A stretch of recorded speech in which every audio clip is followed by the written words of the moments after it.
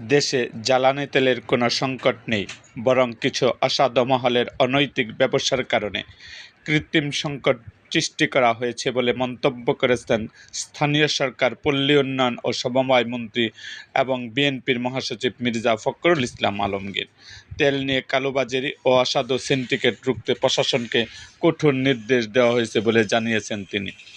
শুক্রবার 24 এপ্রিল বিকালে ঠাকুরগাঁয় মির্জা রুহুল আমিন অডিটোরিয়ামে জেলা প্রশাসন আয়োজিত এক অনুষ্ঠানে প্রধান অতিথির বক্তব্যে তিনি এসব কথা বলেন।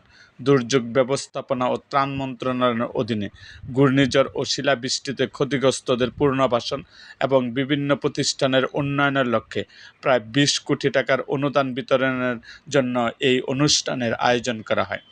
সাম্প্রতিক জ্বালানি পরিস্থিতি নিয়ে মির্জা ফখরুল বলেন, বিশ্ব পরিস্থিতির প্রভাবে সরবরাহ ব্যবস্থা কিছুটা চাপ থাকলেও দেশে বড় কোনো সংকট নেই। ইরান যুক্তরাষ্ট্র উত্তেজনার ফলে সমগ্র বিশ্ব ক্ষতিগ্রস্ত হলেও বাংলাদেশে তেলের সরবরাহের কোনো সমস্যা সৃষ্টি হয়নি। মির্জা ফখরুল বলেন, এই সমস্যাটা কৃত্রিমভাবে তৈরি করা হয়েছে। কিছু মানুষ এখানে অনৈতিক ব্যবসা শুরু করেছে এবং তেল কালোবাজারে বিক্রি করছে। এটা কোনোভাবে বরদাস্ত করা হবে না। জনভোগান্তি সৃষ্টিকারীদের বিরুদ্ধে কঠোর ব্যবস্থা গ্রহণের জন্য প্রশাসনকে নির্দেশ দেওয়া হয়েছে।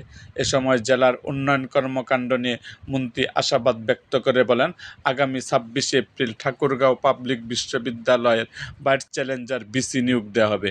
এছাড়া ঠাকুরগাঁও বিমানবন্দর সচল করা এবং ঠাকুরগাঁও মেডিকেল কলেজ স্থাপনের প্রকল্প দ্রুত বাস্তবায়িত হবে বলেও জানান তিনি। অনুষ্ঠানে ক্ষতিগ্রস্ত পরিবারের মাঝে ডিউটিন, নগদ টাকার চেক ও সরকারি বরাদ্দপত্র তুলে দেওয়া হয়।